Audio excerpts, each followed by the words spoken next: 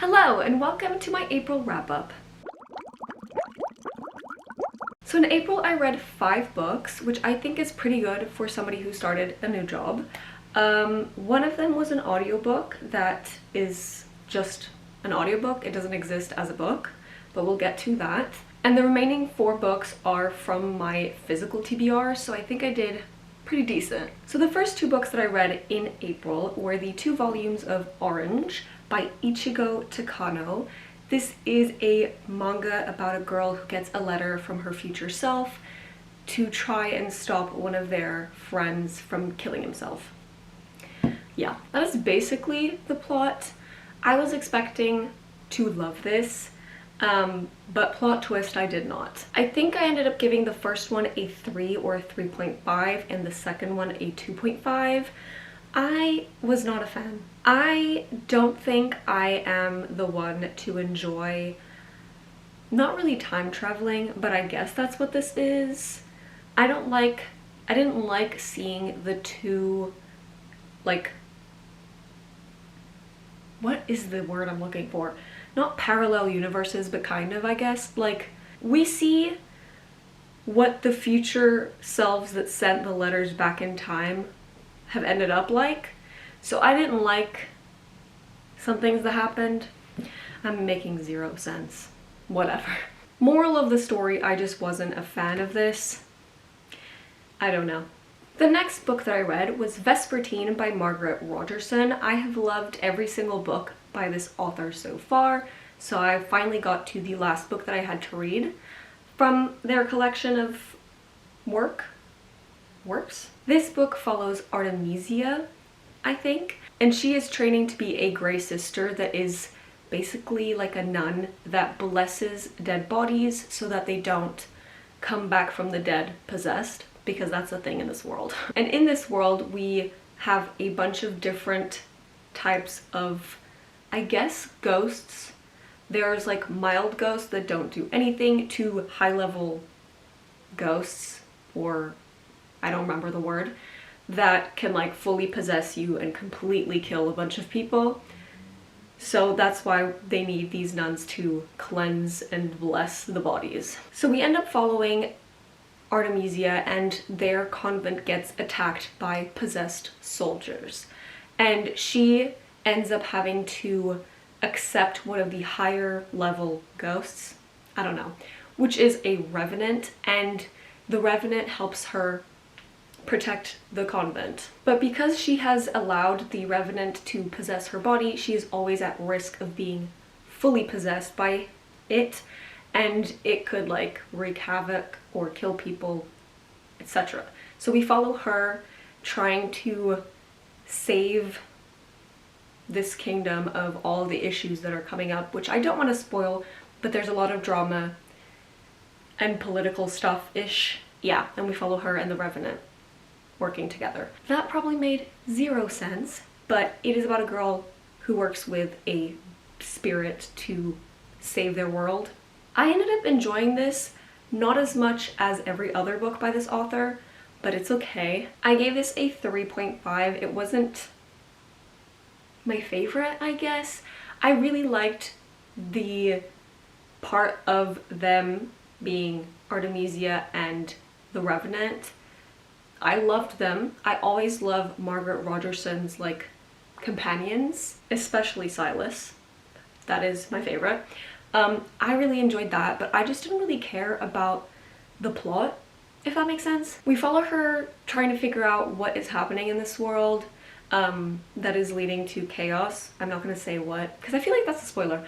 And I just didn't really care all that much, and the magic didn't make a lot of sense. It's very confusing. It was cool, but confusing. And I didn't really like the plot twist. It was kind of obvious to me that it was going to be what it was, so I don't know. I really enjoyed the 2 main characters, basically. The rest, not really. Artemisia is also a really cool main character, so I'm kind of sad that this didn't work for me, because she is very, not unique, but I guess. I don't know. I really liked her character. I'm really sad that I didn't like the rest of the book, but yeah, that's my review. Very long-winded, but it's okay. The next book is the said audiobook that I mentioned in the beginning, which is Two Can Play by Ali Hazelwood. It's an audiobook. You can only listen to it, you can't read it. This follows two characters, as always. It's a romance. They are two rival video game developers. They work for two different rival companies, and the two companies have to go together to a retreat because they need to work together on a video game that is like big. And so we follow the main character, Viola. I'm gonna say Viola, and we'll get to that. And the second main character is Jessie, and we see them kind of bickering because Viola doesn't understand why he doesn't like her. So there's a lot of like drama about that. It's very short, by the way. I think if it was an actual book, it'd be around 150 pages maybe. It's very short. So we follow them having to hang out at this retreat.